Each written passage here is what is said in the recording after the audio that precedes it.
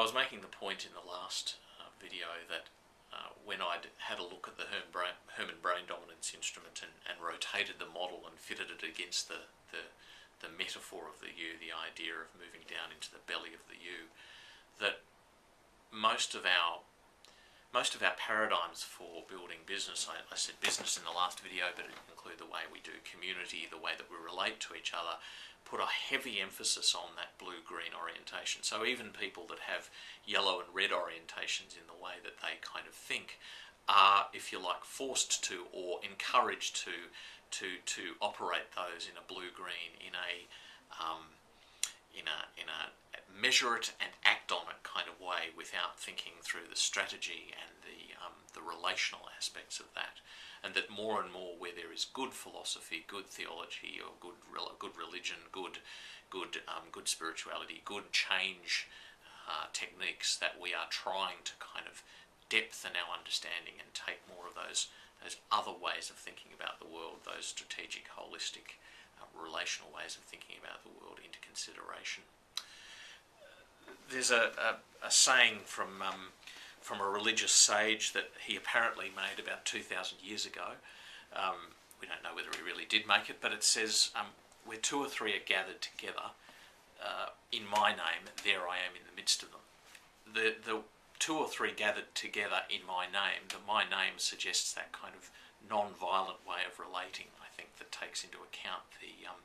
the yellow and red, the strategic and relational. So where two or three are gathered together out of a sense of non-violence, non-hierarchy, non-mechanical way of being, there I am, and I am is a code word for there is the truly relational, there is the diverse actually brought together to make the whole. So where two or three are gathered together, I am in the midst of them, or the reality of connection of diverse gifts being brought together to create something new suggests that we have this possibility of actually not one having power over the other two, or not two having power over the one, but each of them starting to identify how their true self is brought to the picture of what is created. Something is created in the midst of them that is new, that is diverse, that is different. Now, why do I say all this in relation to the Theory U? It's because what we're actually trying to do with Theory U, with this bringing all of this diversity together, is not just impose an A to B solution over the whole system, but to actually ask what comes about when we think about all of the gifts, talents, capacities, values of everything in that system, and actually create something new from that diversity. We don't do damage to, we don't do violence to anything within that system then. We try to actually bring all of that diversity together. It sounds slower,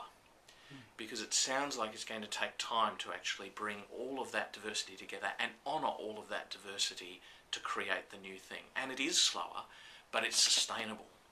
And the issue that we've got at the moment when we use the A to B type thinking, across the top of the U type thinking, one imposing solution on the two or three others that are there, or however many are there, is that those are two or three others, the others in the system, the others down in the belly of the U who aren't being recognised, start to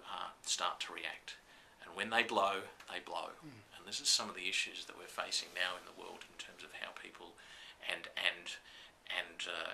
the wider cosmos is relating to us, I think. That kind of reflection of that kind of violence that we're doing, sometimes unwittingly. I think that's why I love the work of Marshall Rosenberg and the work that he's done with respect to nonviolent communication, because he's looked at a whole range of philosophies and of good philosophies and religions and so on, and said when these are at their best, they're getting people to speak differently to each other in a way that honours the true self of the other, in a way that actually allows the true self to be brought into the final solution rather than imposing a solution on. And it's only by doing that that we don't create more violence and more tension in the system. I also think that that's why what we're moving towards as we think about following the U path as opposed to the A to B path is we're going to be putting a lot more emphasis on localised systems, on neighbourhoods and businesses in local context, because that will be the place where we can create the conditions that are safe enough and small enough for all of that diversity in the system to be brought together and to have its voice truly heard in creating the solution. Now, I'm not saying there that the end of the corporation is nigh or anything like that, but I do think that corporations will need to be thinking, large entities, whatever they are, will need to be thinking about becoming networks of localised solutions rather than these behemoth, bland, homogenised institutions that impose the corporate or institutional will over or on top of the other. That kind of environment will be the sort of environment where we create new possibilities. An example would be that I think that, for example, banks which have begun to experiment with a community banking model, whilst we're nowhere near where we need to be yet, those banks will have a comparative advantage over banks, for example, that still maintain a single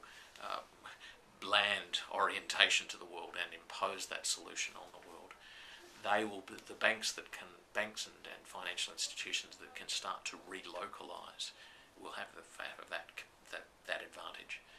And that can be applied to anything else. Relocalisation is the key to safe space for non-violent conversation, which leads to following the path of the U.